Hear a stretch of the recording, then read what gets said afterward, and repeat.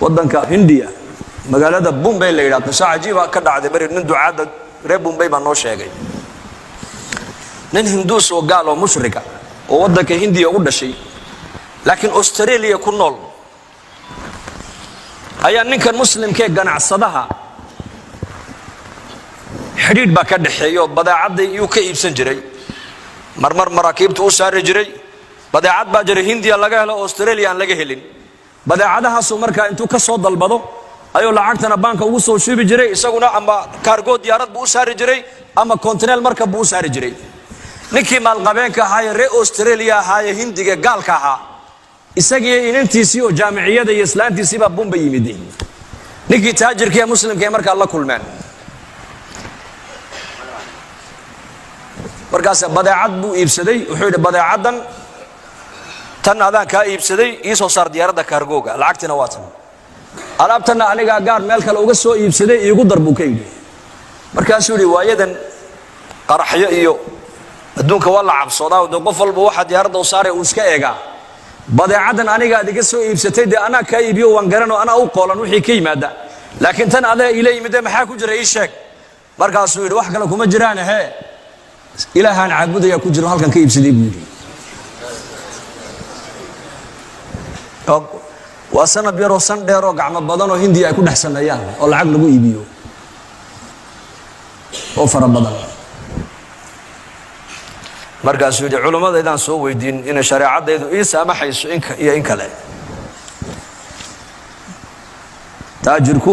taajir markuu muslim yahay oo iimaan leeyahay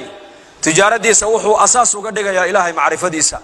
tijaaradiisa wuxuu asaas uga dhigayaa maaragtaana inuu shariicada islaamka ku dhaqmo maxaa banaanayn maxay shariicadu banaanaysay maxaa ii banaanayn wuu soo noqday wuxuu yiri waxay culimadaydu igu yiraahdeen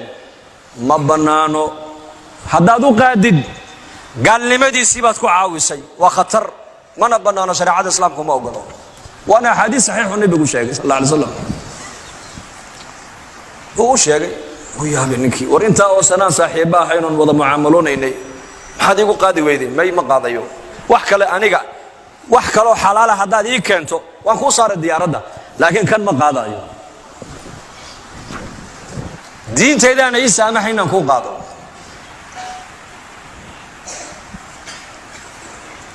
gabadhiisii baa markaa inantii uu dhalay baa fikiraysa waa gabadh jaamiciyada habeenkii iyadii aabaheedii hooyadeed hoteelkii markay degeen ay tageen ayay tiri aabo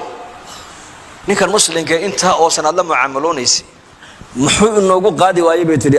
ilaahayna aabo waa diintiisa ogolayna naga daabuuri aaba raay baan ka qabaa bay tiri halka raay baan ka leeyahay raaygaan ka leeyahay waxa weeyaan bahalkan aan iibsanay marka koobaad isagii intuu socdo Australia tagi kari maayo ma socon kara laba lacag iska bixin kari maayo diyaaradda kursi fadhiisan kari maayo saddex adigii waxaad iga dhaadhicisay oo hooyaday ka dhaadhicisay oo adiga ka dhaadhicsanna baahideena kana daboolaya markay dhibaatana qabatay hambarino waxay tiri ani arintaas maskaxdeeda ma galaysay tiri war kale keen فكرت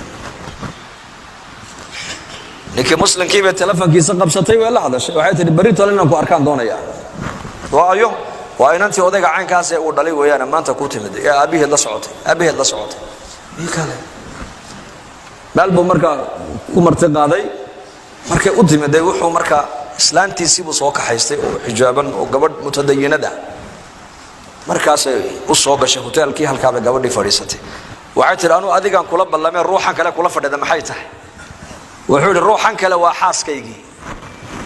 diinteeda islaamku ima ogolaanayso inaan adiga kula kaliyoobo limaada waan ku geeyaa adiga mahram badita mahram imati mahram badu baahanta nabi maxamed baa yiri ninna naaga ajaaniba inuu san la kaliyoomin illa mahramkayga la jooga mooyaane alayhi salatu wasalaam taana horta qacbay ku tiri qalbigeedii diin bal ya meesha taale waxay tiri su'aal baan ku weydiinaya diintaadu adiga waa maxay waa islaam iyaad aaminsan tahay sheegay Allah bana aaminsan la tudrikuhu al-absar wa huwa tudriku al-absaar cirka abuuray dhulka abuuray marka halkii fursad waxay u noqotay inuu ninkii gabadhii u dacwada siiyo inay iyadii halkii ku islaamto inay hoteelkii ku noqoto inay hooyadeedii iyo aabaheed ay ka dhaadhiciso diinta islaamka oo labadii waalid oo da'waa weyn ay ku qancaan inay diinta islaamka soo galaan